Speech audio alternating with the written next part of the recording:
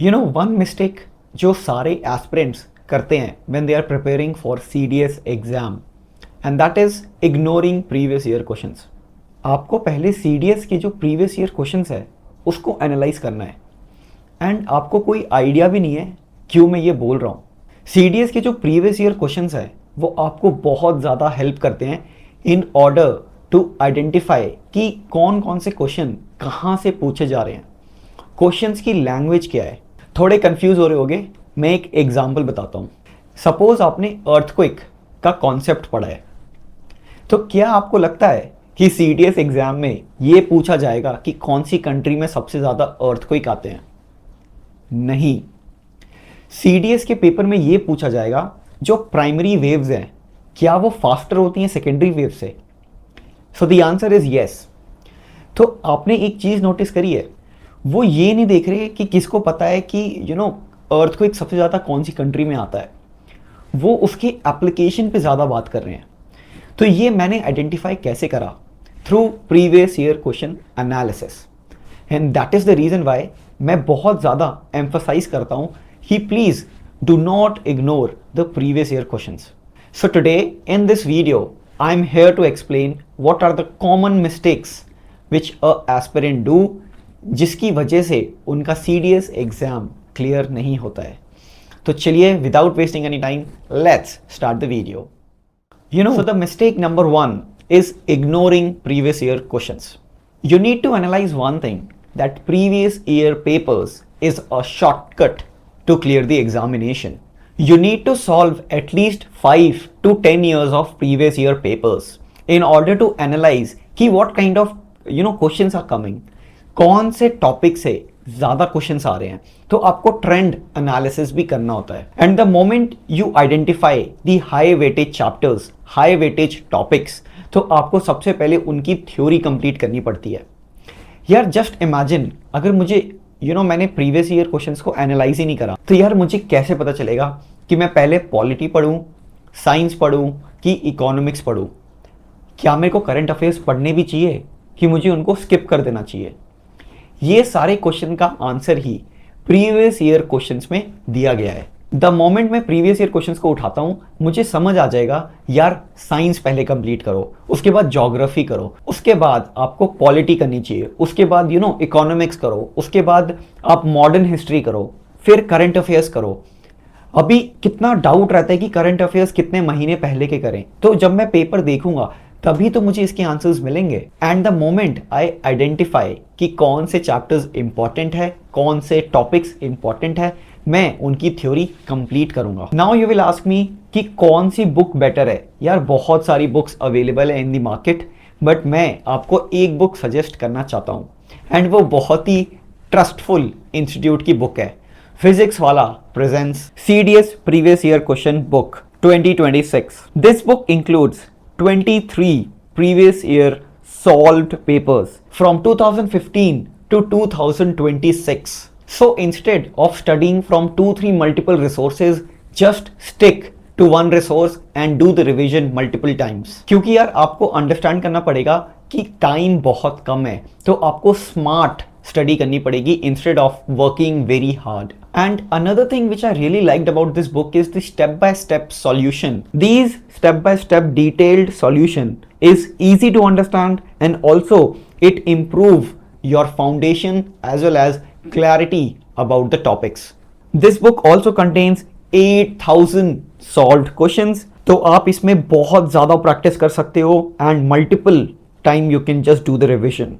अगर आप ध्यान से देखोगे ना तो ये बुक में ट्रेंड एनालिसिस भी दिया है, तो आपको पता है यार कौन से चैप्टर से कितने क्वेश्चंस आ रहे हैं एंड उसके अकॉर्डिंगली यू कैन स्ट्रैटेजाइज या प्रियोरिटाइज कि कौन से चैप्टर्स मैं पहले कंप्लीट करूंगा एंड कौन से चैप्टर्स मैं बाद में कवर करूंगा। And also in this book you find CDS 1 2026 solved previous year paper. जब आप उसको आराम से सॉल्व करोगे तो आपको पता चलेगा कौन से पार्ट्स हैं जहां पे आप वीक हो एंड वो टॉपिक्स को आइडेंटिफाई करके you should master it first. So if you want to purchase this book, the link is in the description and let me tell you one thing, it is available for CDS OTA as well. So go check this book out and let me know आपको कैसी लगी ये book in the comments. तो चलो अब हम second mistake के बारे में बात करते हैं, एंड वो हो जाएगा ignoring English paper. Let me tell you one thing, अगर आप इंग्लिश में 40 से नीचे स्कोर कर रहे हो ना, तो वैसे ही आपका पेपर क्लियर नहीं होने वाला है। एंड अगर आप OTA के लिए टारगेट कर रहे हो, सो OTA में मैथमेटिक्स नहीं आती है, आपको इंग्लिश और GK का ही पेपर अटेम्प्ट करना है। सो इंग्लिश में आपको 55 प्लस तो डेफिनेटली आने चाहिए आपके। अगर आप 55 से नीचे ला रहे हो इन दी इंग्लिश पेपर, तो बहुत ही डिफिकल्ट हो जाएगा in today's world to clear the CDS exam. And that is the reason why I am telling you, do not ignore English. English में आपको एम करना है कि आप 60, 65, 70 तक एम करिए, तो आप कहीं ना कहीं you will reach somewhat closer to your target. And जब आप GK में 30, 35, 40 तक एम करोगे, तो इवेंचुअली आपके 80 से 90 अबव ही आएंगे। एंड 90 अबव आपका इजीली पेपर क्लियर होता है, you know, considering the difficulty of the paper in today's world. So do not ignore the English part. English को आपको अच्छे से प्रिपेयर करना है। तो चलो अब हम बात करते हैं मिस्टेक नंबर 3 की, वो हो जाएगा ignoring mock test. Let me tell you one thing यार, मैंने ये प्रीवियसली एक वीडियो में भी बताया है, CDS एग्जाम 6 आवर्स का होता है। अगर आप ऐसा सोचते हो कि आपने थ्योरी कंप्लीट कर लिया, आपने प्रीवियस ईयर क्वेश्चंस लगा लिए, आपने बहुत सारे प्रैक्टिस सेट्स कर लिए, you are done. Let me tell you one thing, you are wrong here. जब तक आप मॉक टेस्ट नहीं दोगे ना, जब तक आप 2 घंटे की सिटिंग में एक पेपर नहीं दोगे, आपको बहुत सारी चीज़ें नहीं आ रही है। फर्स्ट थिंग, आपको टाइम मैनेजमेंट नहीं आ रहा है। रिमेंबर, अगर आपको मैथमेटिक्स का पेपर सॉल्व करना है, तो आपको उसको 3 राउंड्स में करना होता है। तो आप ये कैसे सीखोगे? आप ये सीखोगे थ्रू मॉक टेस्ट। सेकेंड चीज़ जो आप मिस कर रहे हो, आपकी एक्यूरेसी आप आइडेंटिफाई नहीं कर पा रहे हो। आपकी एक्यूरेसी कितनी अच्छी है या कितनी बुरी है, आपको तभी समझ आएगा जब आप मॉक टेस्ट अटेम्प्ट करोगे। एंड जो थर्ड थिंग जो आप मिस ऑन कर रहे हो, वो ये हो जाएगा कि आपको नेगेटिव मार्क्स का कोई भी आइडिया नहीं है। लेट मी टेल यू, मेरी फर्स्ट अटेम्प्ट में I failed in the CDS exam. You know why? Because of sectional cut off of GK। मेरे 19.5 समथिंग आ रहे थे, जिसकी वजह से I couldn't clear the CDS exam. That is the reason why I am telling you, please do not ignore mock test, because mock test will only help you to train your mind कि आप exam time पे कितने कामली paper को attempt कर सकते हो। मैं आपको एक सिचुएशन बताता हूँ। आपके सामने इंग्लिश का पेपर आया, एंड वो इंग्लिश के पेपर में स्टार्टिंग के आपको 5 क्वेश्चन ही बहुत हार्ड लग रहे हैं। तो पता है, यहाँ पे जो एक अच्छा कैंडिडेट जो प्रिपेयर करके भी आया ना, वो यहाँ पे परेशान हो सकता है, वो यहाँ पे थोड़ा एंशियस हो सकता है कि यार ये क्वेश्चन तो मुझे आ ही नहीं रहे, मैंने इतनी ज़्यादा मेहनत करी है। पर वहीं जो थोड़ा कम प्रिपेयर्ड है, बट उसने मॉक टेस्ट बहुत ज़्यादा दिए हैं, तो उसको लगेगा यार ये तो मॉक टेस्ट में भी होता था मेरे साथ, स्टार्टिंग के 5-6 क्वेश्चन नहीं आते थे, बट मुझे मेरे को कॉन्फिडेंस है कि इसके बाद वाले क्वेश्चंस ईजी होंगे। तो ये जो कॉन्फिडेंस है, ये आपको मॉक टेस्ट ही ला के देगा। So do not ignore the mock test. Another mistake number 4 which candidates do is avoiding revision. My friend, please understand one thing, अगर आप रिविजन नहीं कर रहे हो, तो आप अपने माइंड में रिटेंशन नहीं कर पाओगे whatever you are studying. So instead of studying for 10 hours, you should study for 6 hours and do revision for 2 hours. उससे क्या होगा ना कि आप जो भी पढ़ रहे हो, आप अपने माइंड में सस्टेन कर पाओगे, रिटेन कर पाओगे। And let me tell you, जब आप एग्जामिनेशन हॉल में बैठे हो, तब आपके सब कॉन्शियस माइंड में नॉलेज प्रेजेंट है, वही आपको हेल्प करती है इन एलिमिनेटिंग 2 और 3 ऑप्शंस। तो आपने देखा होगा बहुत लोग अच्छे होते हैं यार एलिमिनेट करने में ऑप्शंस को। वो कैसे बेटर करते हैं? Because of multiple revision.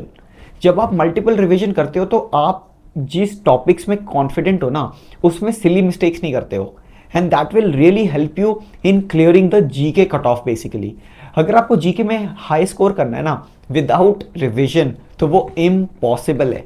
अगर आप रिवीजन करते हो, तभी आप GK पेपर में अच्छा कर पाओगे। And that is the reason why revision को आपको कभी भी इग्नोर नहीं करना है। एंड जो लास्ट मिस्टेक है, मिस्टेक नंबर 5, वो हो जाएगी कि comparing your preparation with others. You should never compare your self with anybody else, because सबका लर्निंग ग्राफ डिफरेंट होता है, सबके अपने अपने स्पीड होते हैं। कोई एक बारी में समझ जाता है, किसी को 4 बारी पढ़ना पड़ता है, किसी को पढ़ के भी समझ नहीं आता है। तो यार सबकी अपने अपने वेज हैं, अपनी अपनी स्पीड है, तो सब लोग पेपर क्लियर कर सकते हैं। इट्स जस्ट दैट कि आपको ट्रस्ट करना है अपनी प्रिपरेशन पे, अपने रिसोर्सेज पे एंड अपने टीचर्स पे। आप जब तक कंसिस्टेंट रहेंगे तब तक आप रेस में बने हुए हैं। Just focus on your self, just focus on your strategy. खुद से स्ट्रैटेजी बनाओ। मैं इंग्लिश में कितने क्वेश्चंस अटेम्प्ट करूंगा, फॉर एग्जाम्पल मुझे इंग्लिश में 100 क्वेश्चंस अटेम्प्ट करने हैं, जिसमें से 10 रॉन्ग हो जाएंगे, तो 90 मैं करेक्ट करूंगा, 10 रॉन्ग करूंगा, इवेंचुअली मेरे इतने स्कोर बन रहे हैं। तो ये मेरी स्ट्रैटेजी होती है इन द जीके पेपर। मैं पहले राउंड में सिर्फ 100% श्योर हूँ, वो ही क्वेश्चंस करता हूँ। उसके बाद मैं राउंड 2 में आता हूँ, जिसमें मैंने एलिमिनेट कर दिए होते हैं 2 ऑप्शंस, उनको करता हूँ। उसके बाद मैं देख लेता हूँ मेरा कितना स्कोर बन रहा है। अगर मैं अच्छे सेफ मार्जिन पे हूँ तो मैं थर्ड साइकिल करता हूँ। अगर मेरे मार्क्स बहुत ही क्लोज हैं, जो मेरा एम है, सपोज मेरा एम है 30 मार्क्स और मेरे मार्क्स बन रहे हैं 32, 34, तो मैं रिस्क बिल्कुल भी नहीं लूँगा, मैं बस बुकलेट बंद करके बैठ जाऊँगा। बट वहीं मेरे मार्क्स बन रहे हैं 31, तो मैं थर्ड साइकिल पे आऊँगा और मैं थर्ड साइकिल पे आके वापस से पेपर अटेम्प्ट करूँगा, जो बहुत ही हार्ड क्वेश्चंस हैं। उसमें से मैं अगर 2 या 3 या 4 क्वेश्चंस भी निकाल पाता हूँ तो वो मेरे लिए विन विन सिचुएशन होगी। तो आई होप आपको समझ आ रहा होगा कि आपको खुद से प्लान करना है, खुद से स्ट्रैटेजाइज करना है। तो खुद की स्ट्रैटेजी बनाओ, खुद से एग्जीक्यूट करो, एंड यही आपको कॉन्फिडेंस देगा एंड आपको सही ट्रैक पे रखेगा during your preparation. So all the best for your preparation. I hope आप अच्छे से प्रिपेयर कर रहे होगे। If you have any doubt regarding anything, just drop in the comments and I'll be happy to help you out with. So that's it for today. Thank you and Jai Hind.